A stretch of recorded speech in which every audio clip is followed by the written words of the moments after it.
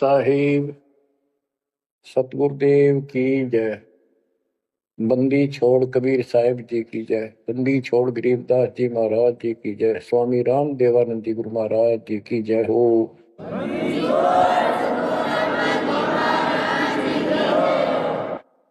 सर्व संतों की जय, सर्व भक्तों की जय, धर्मी पुरुषों की जय। श्री काशी धाम की जय, श्री सुडानी धाम की जय, श्री क्रोथा धाम की जय, श्री बरवाड़ा धाम की जय। सत साहिब परमपिता परमात्मा की प्यारी आत्माओं, परमेश्वर कबीर जी ने आपके ऊपर विशेष रजा की है। आप अमर कथा सुन रहे हो, सत्यनारायण कथा सुन रहे हो, और आप कहीं भी बैठे हो, दाता ने कैसी दया करके चलते फिरते बैठकर परमात्मा का गुणगान सुनो।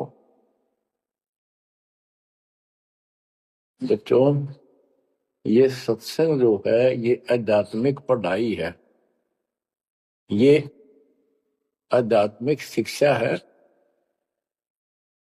इसको समझने के लिए भी काफी समय की आवश्यकता है।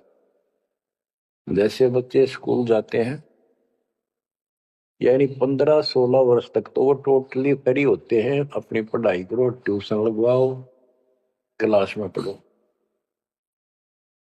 तो ऐसे करते करते वो विद्वान बन जाते हैं, डॉक्टर बन जाते हैं, इंजीनियर बन जाते हैं और बड़ी बड़ी शिक्षाएं प्राप्त कर लेते हैं।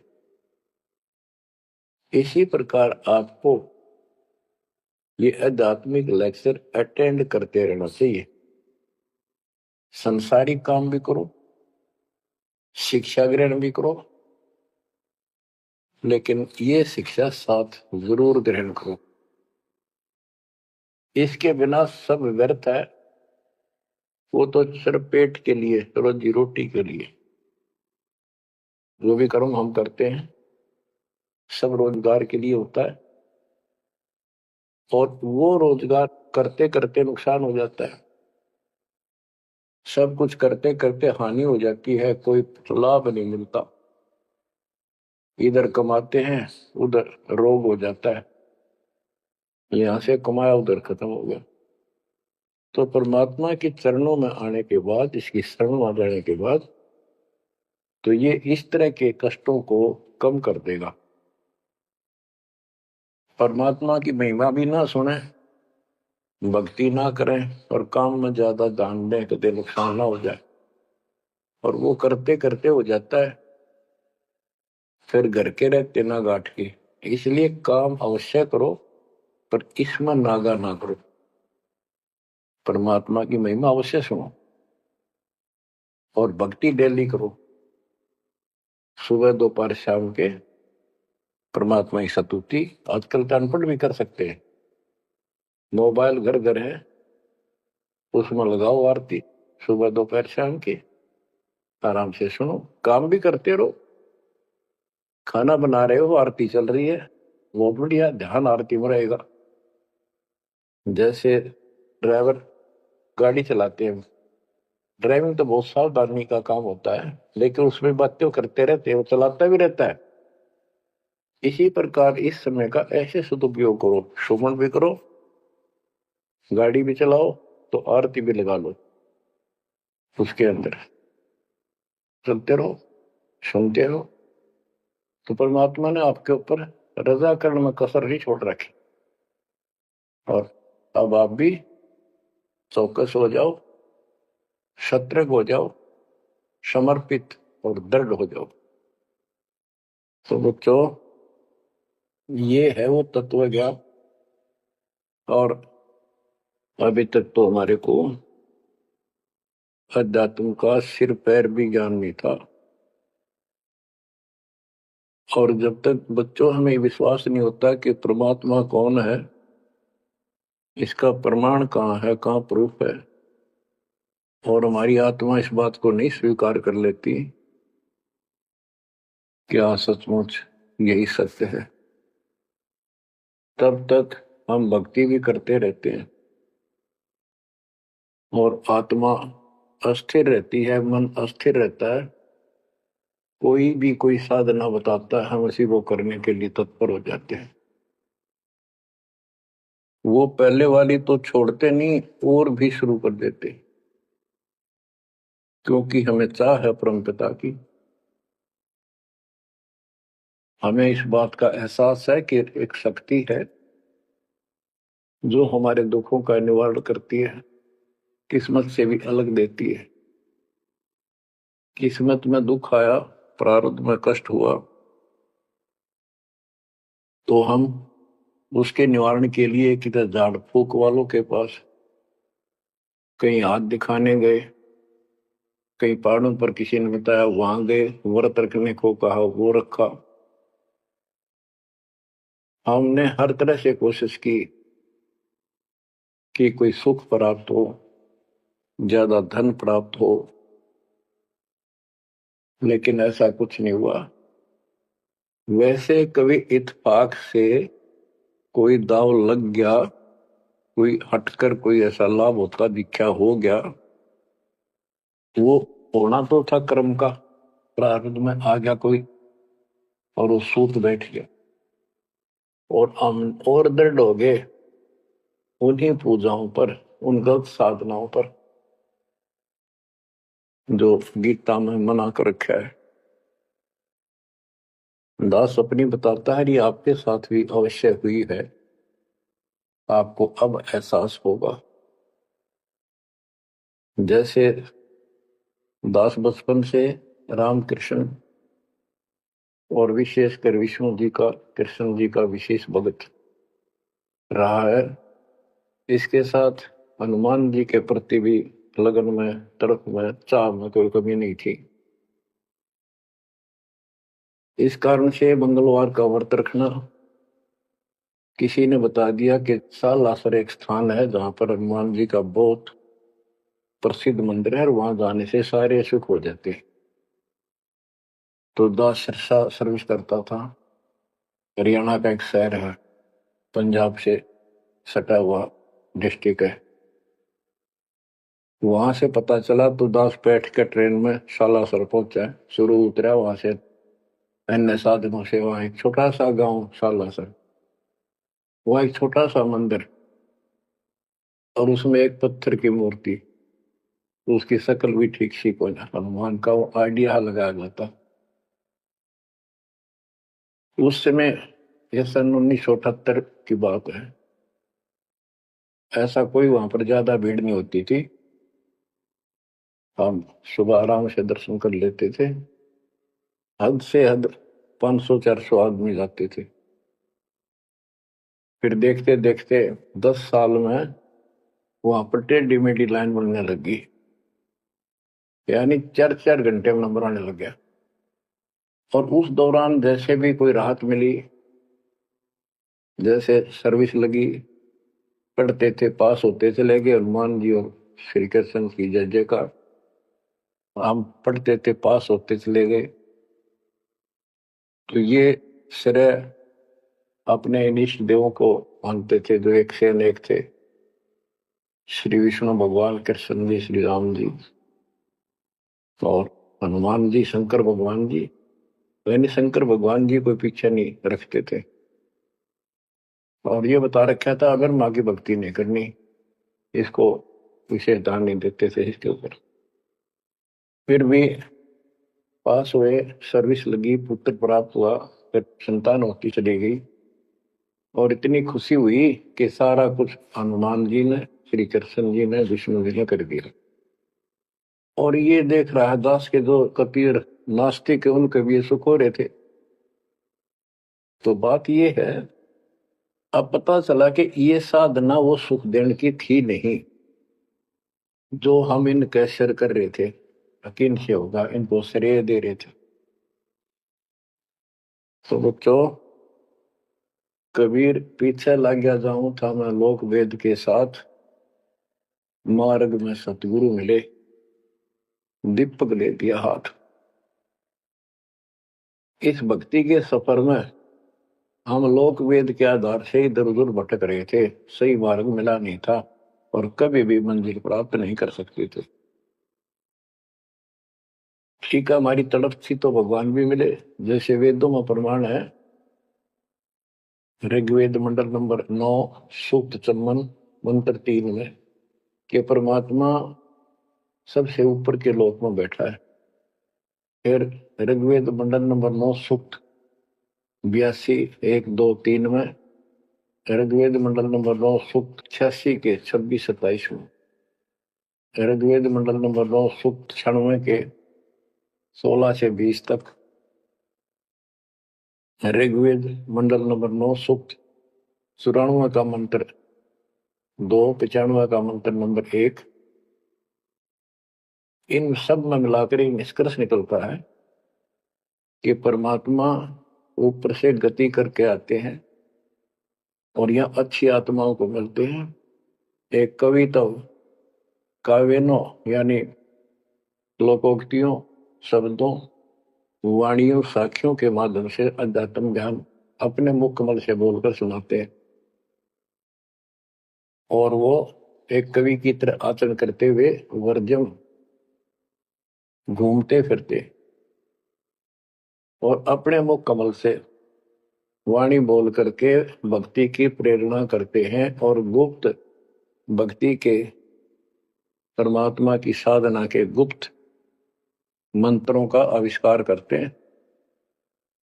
जैसे गरीबदास जी ने बताया है, कबीर साहब बताते हैं, गरीब सोहम शब्द हम जग में लाए, सार शब्द हमने गुप्त छिपाए। यानी सोहम शब्द किसी भी ग्रंथ शास्त्र में, जिनको हम शास्त्र मानते रहे हैं 600 साल पहले पहले, उनमें नहीं है। और सोहम नाम का प्रचलन बहुत पहले से चल रहा है, पर इन किताबों में नहीं था। क्योंकि कबीर साहब कहते हैं, हम बैरागी ब्रह्म पद सन्यासी महादेव, सोहम मंत्र जय शिव जी को करे हमारी शेष। उनको ज्ञान समझा सबको, ज्ञान इतना गजब का है, एक बार आत्मा जरूर पकड़ लेती है और नाम की भी इच्छा करती है, तो उस समय जब परमात्मा अपना ज्ञान सुना रहे होते हैं, काल निकल जाता है उस आत्मा से और आत्मा ध्यान से सुनती है, सत्य मान लेती है। तो इन्होंने ब्रह्मा जी ने, विष्णु जी ने, शिव जी ने सबने नाम दे दिए। इनमें सॉफ्टवेयर लगा दिया परमात्मा ने, विष्णु जी में हरियम का, शिव जी में सोम का, ब्रह्मा में ओम का, और वही आज हमारे को लगा दिया। अब हम अपना काम इनसे डायरेक्ट ले रहे हैं। तो कहने का भाव ये है कि जिस समय परमात्मा अपना ज्ञान सुनाते हैं, काल भाग जाता है। परमात्मा के वहां से आते ही काल प्रवेश कर जाता है, उनकी बुद्धि को फेर देता है। इसी कारण से दोबारा इन्होंने परमात्मा की वाणी सुनी नहीं, विचार नहीं सुना और ये धोखा खा गई। हमने भी बहुत बार धोखा खा लिया, सैकड़ों बार हम ये कष्ट उठा चुके और ये धोखा खा चुके हैं। तो अपने भगवान को छोड़कर इन बकवादा बड़े रहे। मानुष जन्म पाएकर खोवे, सतगुरु विमुखा युग युग रोए। बच्चों, गिरीश सतगुरु संगत छोड़कर लाख वर्ष जप कीन, इंद्रिय क्रम ना मोक्ष होए, अरे काल के आदि।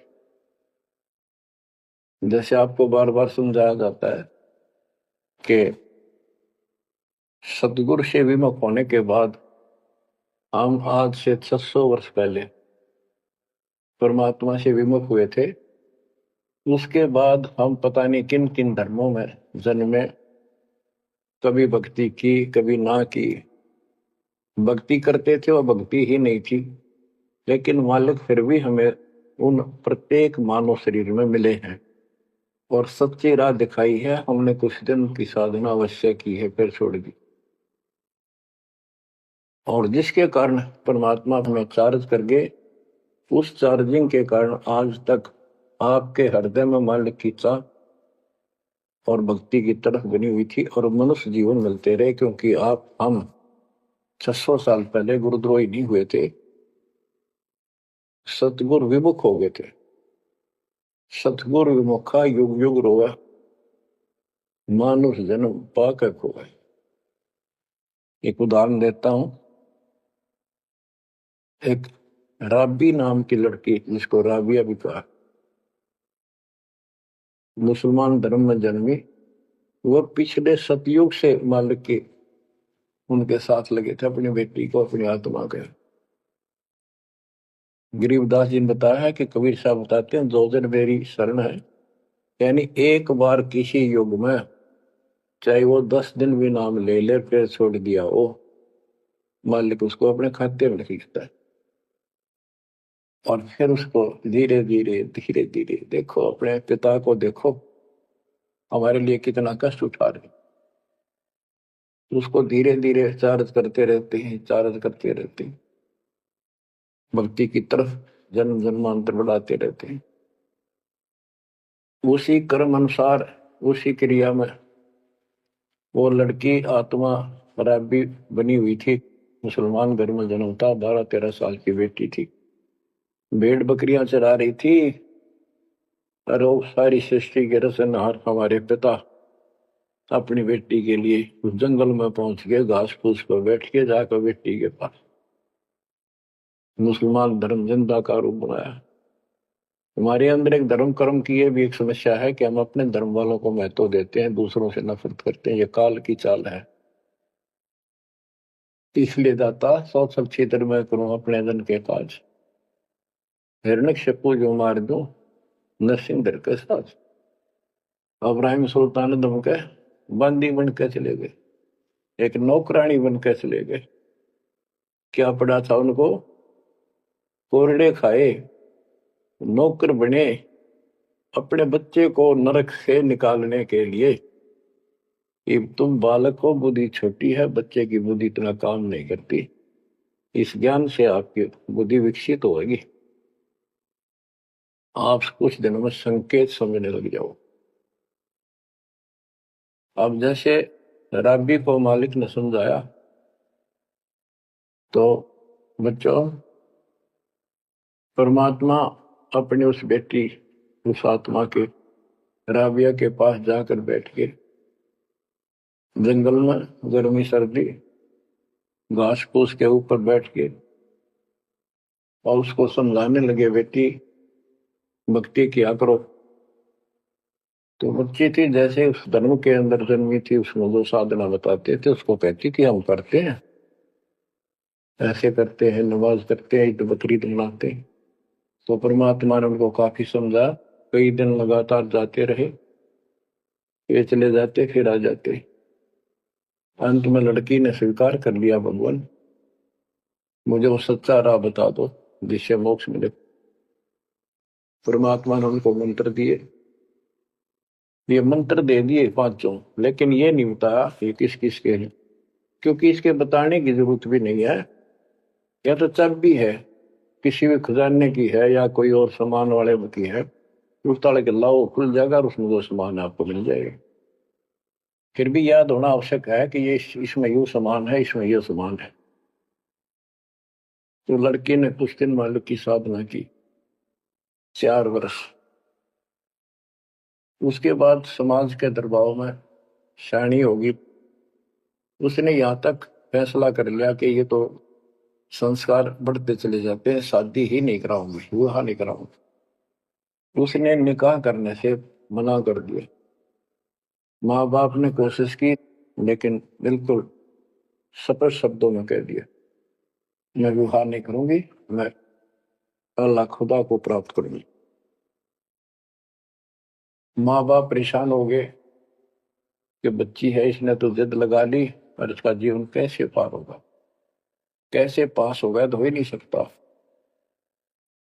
माँ बाप ने कहा, बेटी या तो निकाह कर ले, नाम दोनों मरेंगे। लड़की ने सोचा, चल माता पिता की हत्या का क्यों सिर पर दोष दूं, आगे अपने पति से बात कर रहे हैं। निकाह हो गया। मुसलमानों के अंदर लड़की से अपनी राय पूछी जाती है विवाह के समय कि क्या आपको ये निकाह कबूल है। लड़की यस कर देती है तो विवाह होता है, न तो नहीं होता।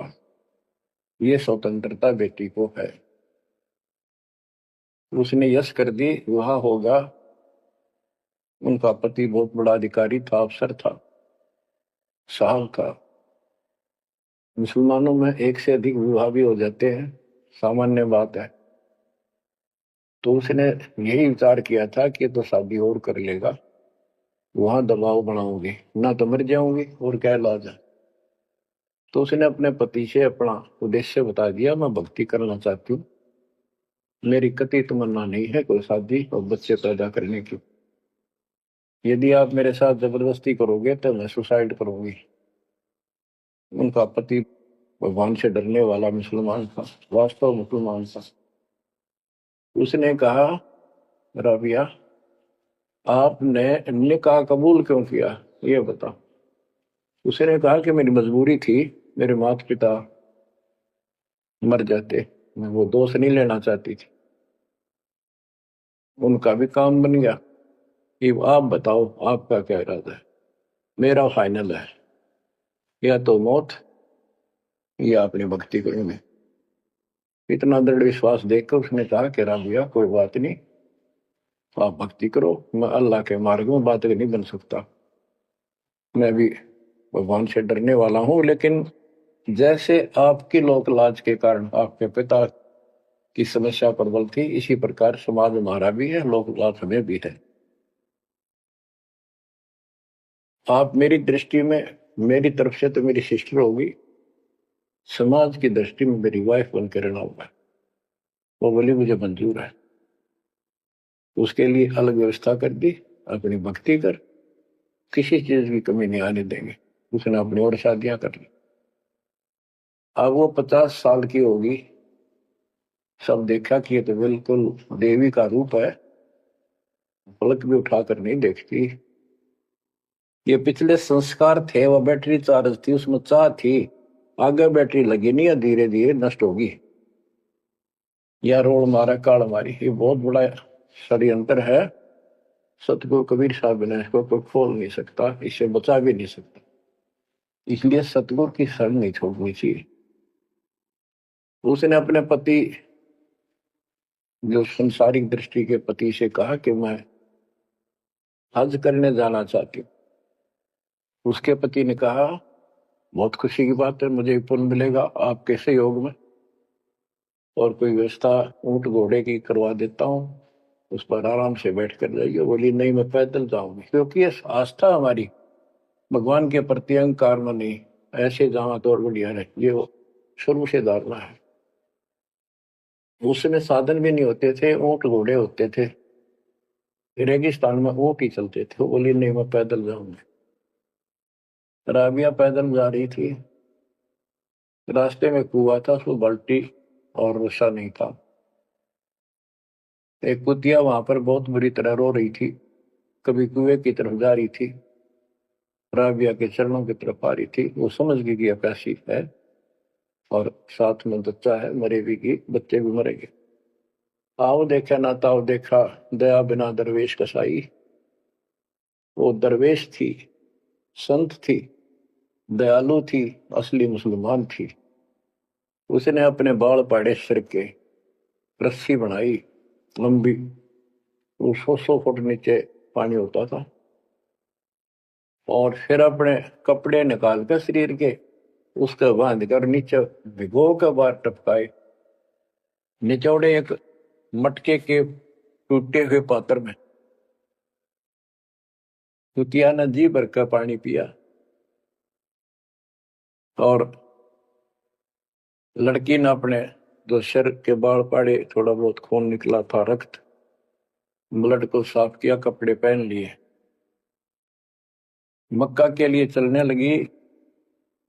वो मक्का उठ के कुएं के साथ आकर खड़ा हो गया। लड़की ने तो जाना ही मक्का में था, एकदम प्रवेश कर गई।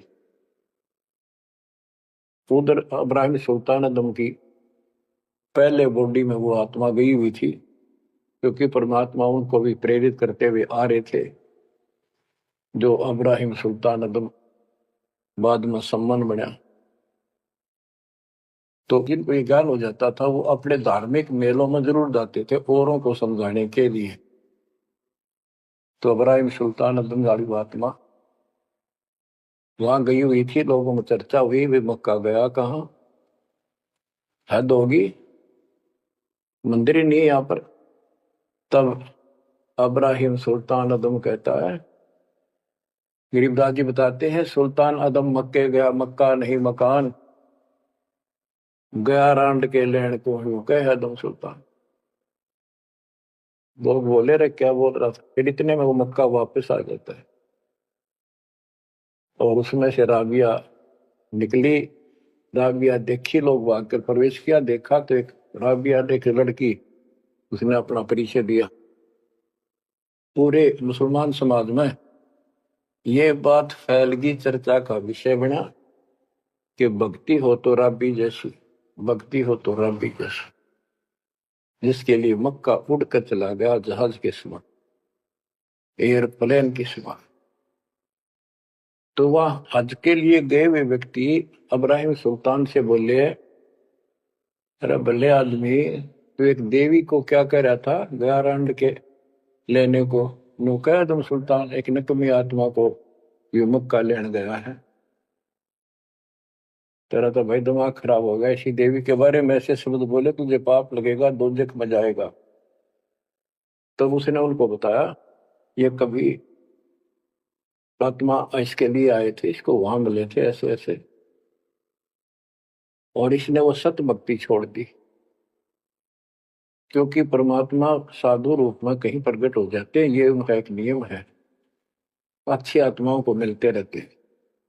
तो उस अब्राहिम सुल्तान वाली आत्मा को बताया था कि ऐसे एक राबी नाम की बेटी है, तो उसको भी मैंने ज्ञान दिया, पर नालायक ने वो भक्ति छोड़ दी दुख पाव में।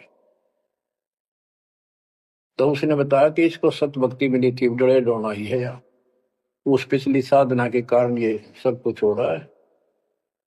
परंतु उन लोगों के अबन में कहाँ समाने वाली थी अब बात, तो अक्षरों में।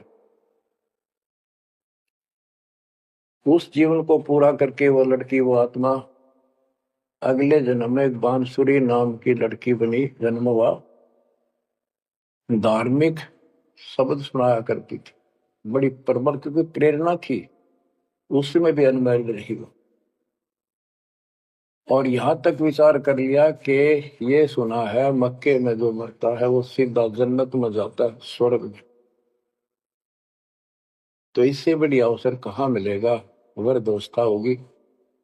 मक्के में अपनी गर्दन काट दी और चढ़ा दी, सब जगह ये चर्चा होगी, भाई बांसुरी तो जन्नत में जाएगी, सिद्ध दरवाजे खुले हैं। अब बताओ, वो तो लोक वेद था, तत्व ज्ञान क्या कहता है। उसके बाद वो लड़की अगले जन्म में फिर लड़की रूप में जन्मी, युवा होकर वैश्या का जीवन दिया, सारा जीवन गंदे कर्म करो, एक भी अच्छी सोच नहीं, छोड़ दिए कर्म काल में। मानुष जन्म पाएकर खोए, सतगुर विमुखा युग युग रो। वो फिर मर गई उस गंदे जीवन को भोग के, पाप इकट्ठे करके ढेर लाग। उस 3-4 साल की साधना से उसको मनुष्य शरीर मिलते रहे। उस दौरान परमात्मा ने कोशिश की, लेकिन वो रंग में रंग चुकी थी।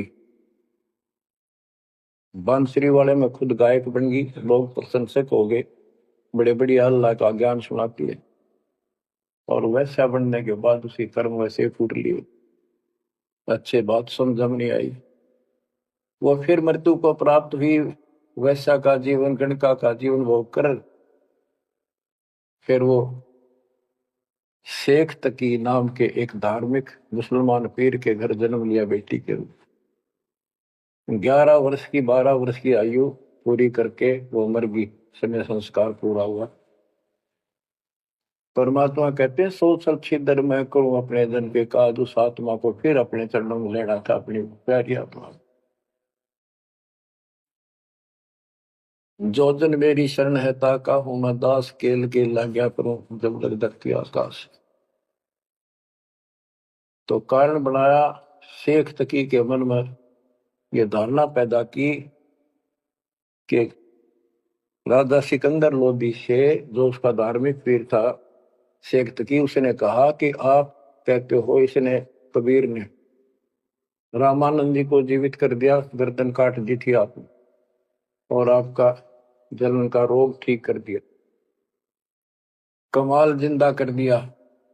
वो तो वैसे उसमें सदमे में था, वो ऐसे वैसे हो जाता, इत्तेफाक उसको जीवित होना था, इसका कबीर का नाम बन गया। जब जानू मैं इसको, मेरी बेटी को जिंदा कर दे जो कब्र में दबी हुई है, 15-20 दिन हो गए। तो कबीर साहब से कहा गया, कबीर साहब ने कहा कि आसपास के लोगों को बता दो कि आ जाओ, एक कमाल होगा। उस शेख तकीर ने ढिंढोरा पिटवा दिया कि इसकी बेइज्जती हो तो छक्का हुआ, मूर्ख बना रहा।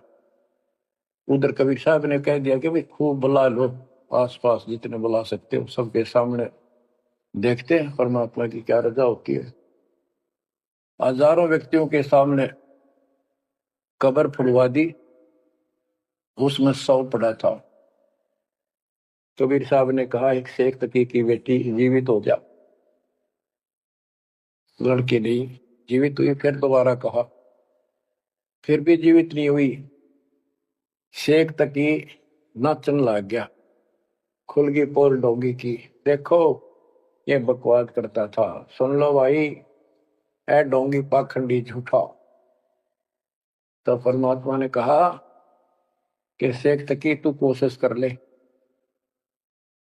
तो और दूसरे बोले जी ये कुछ करने दोगा होता था, अपनी बेटी ने कौन मिट्टी में दाबा है, आप पर दया करो। तब कहा है कबीर की बेटी जीवित हो और बाहर आ बेटा। इतना ही कहना था, सारा शरीर में कंपन हुई, डेड बॉडी जीवित होगी, और उठ के बेटी बाहर आ गई, मालिक के चरणों में मस्तक टेका। 1.5 घंटा तक अपनी पिछली गलतियां और कबीर भगवान की समर्थता सबके सामने बताई, और कहा कि ऐसे ऐसे मुझे भगवान मिले थे अल्लाह, ये खुद अल्लाह अकबर है, पूरी सृष्टि के रचने वाले, सबके दुख दूर करने वाले। मेरे कर्म फूट गए, मैं इनको छोड़कर ऐसे ऐसे गंदे जीवन जी के मैं आज फिर इनकी कृपा हुई, मेरे जीवन शेष नहीं था। पशु पक्षी बनने वाली लाइन में खड़ी थी, ये परमात्मा वहां पहुंचे और धर्मराज के दरबार में मुझे पेश किया, वहां से मेरे कागज निकाल दिए और मुझे साथ लेकर यहाँ के छोड़ा है। बोलो सतगुरु देव की जय हो, बद्दी छोड़ कबीर साहिब की जय हो।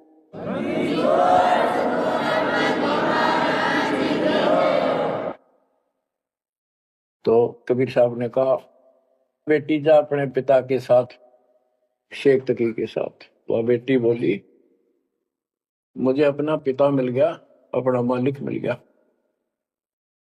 इसका मेरा संस्कार इतना ही था। आप मेरे पिता हो, सारी सृष्टि के मालिक हो, मैं तो आपके साथ रहूं।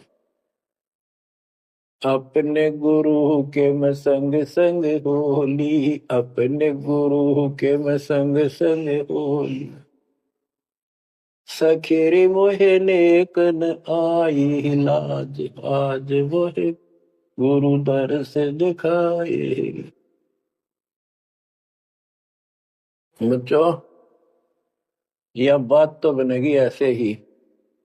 एक देसी कहावत है, पानी तो झील में नीचे के स्थान पर आके ही टिकेगा। वैसे पलट में कितना ऊंचा चढ़ जाए, लेकिन टिकेगा वहीं आके। मन का तूफान बकवादों का, कहीं धक्के खा लो, आके बात बनेगी सतगुरु शरण। गरीबदास जी कहते, गिरिव सतगुरु संगत छोड़कर लाख वर्ष जब की, इंद्री कर्म ना मोक्ष हो, रहे काल के आखी। सतगुरु पूर्ण संत की संगत छोड़कर चाहे लाख वर्ष तक ये जप करते रहियो, चाहे ये जाप करते रहना, इसका कोई यूज नहीं होगा, क्योंकि कनेक्शन कट चुका होगा, मर्यादा भंग होगी। गुरु बिन माला फेरते, गुरु बिन देते दान, गुरु बिन दोनों निष्फल है, वह व्यर्थ जाएंगे। तो बच्चों परमात्मा हमारे लिए भटक रहे हैं, इन पिछली गलतियों से सबक लो, इनको फिर से ना दोहराना। जैसे आपको बताया है कि कबीर भगवान है, ये सारी सृष्टि के रचने वाले हैं, ये हमारे पिता, हमारे जनक है, हमारे कष्टों को दूर करने वाले, संकट मोचन यही है। लेकिन हम इनको छोड़कर अन्य उपासना करते रहे हैं। जैसे गीता अध्याय 16 श्लोक 23 और 24 में स्पष्ट कर दिया है कि शास्त्र विधि को त्याग कर जो अपनी मर्जी से, इच्छा से मनमाना आचरण करते, मनमानी साधनाएं करते हैं जो शास्त्रों में प्रमाणित नहीं है, उनको न तो कोई सुख हो, न कोई सिद्धि प्राप्त हो, कार्य सिद्ध हो जिससे, और न उनकी गति यानी मोक्ष हो। तो भक्ति करते इसी के लिए है। ये तीनों नहीं हुए तो उस भक्ति का फायदा क्या, जड़े ढोने वाली बात। तो बच्चों, आपको बताया सभी वेदों और ग्रंथों से सिद्ध कर दिया कि कबीर भगवान है। वेदों को तो पूरा विश्व मानता है और हिंदू समाज तो इस पे कुर्बान है। उसके बाद दूसरा नंबर गीता, वेदों से भी प्रथम आ चुकी है वर्तमान में, क्योंकि इसमें ज्ञान बिल्कुल संक्षिप्त में और बहुत तिरपाई सीरीज में। तो इसलिए इनमें सबसे आपको प्रमाणित कर दिया कि कौन सी भक्ति करनी है, कौन सी ना करनी है। गीता अध्याय 16 के 23 में तो बता ही दिया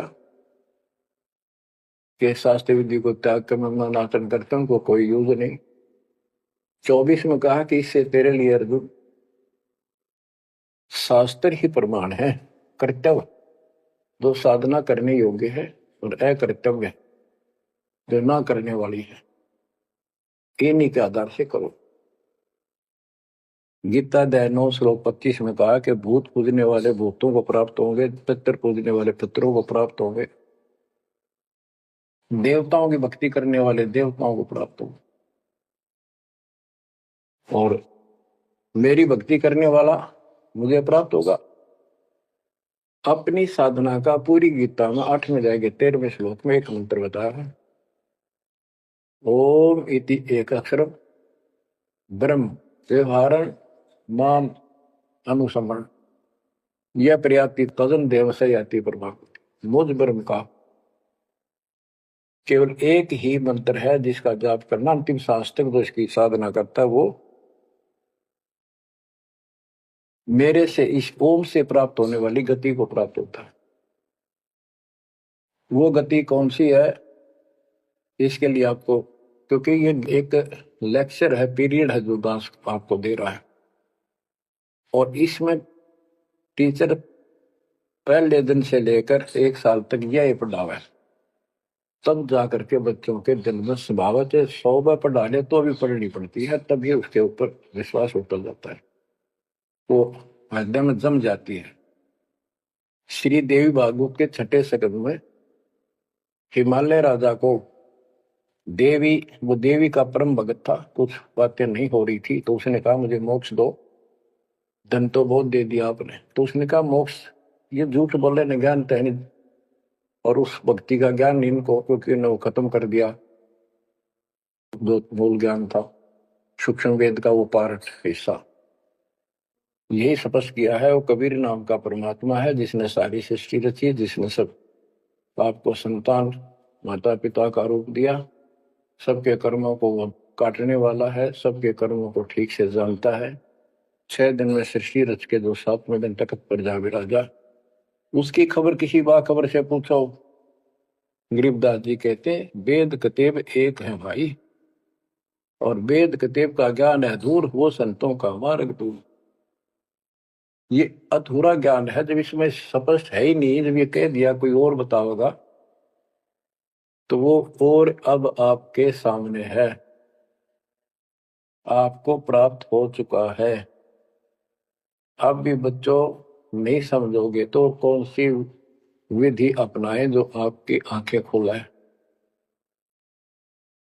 कबीर द्वार धनी के पड़ा रहे, धक्के धनी के खावे, 100 काल झकझोरी पर द्वार छोड़ नहीं जा। अब आपने इतना करना है, इस ज्ञान को समझकर मालिक से दूर ना होना, सतगुरु विमुखा मत हो जाना। इसमें आपको अच्छा लगे चाहे कोई कष्ट लगे, वो कष्ट भी गॉड गिफ्ट होगी। हो सकता है पता नहीं कौन सा पाठ सा कष्ट आपका हल्के में टल रहा हो, पर जल्दी ना करा करो। और तो धरती पर कहीं जा रही हो तुम्हें कभी राहत नहीं मिलेगी। तो बच्चों,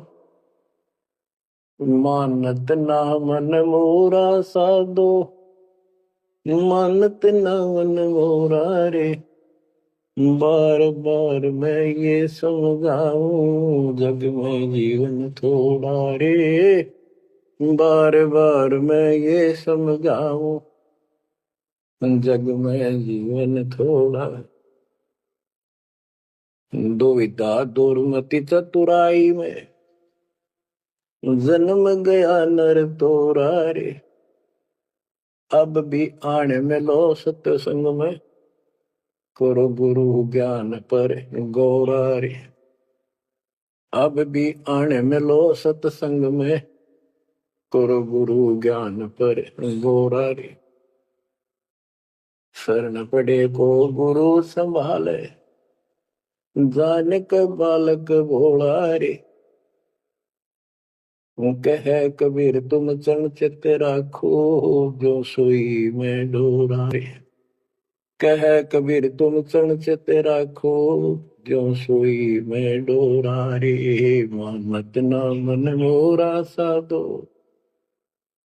मानत ना मन मोरा रे, बार बार मैं ये समझाऊं जग में जीवन थोड़ा रे। बच्चों, जैसे धागा सुई में चिपका रहता है, ऐसे लटके रहियो परमात्मा के दास के चरणों, मोक्ष मिलेगा सत्साहिब।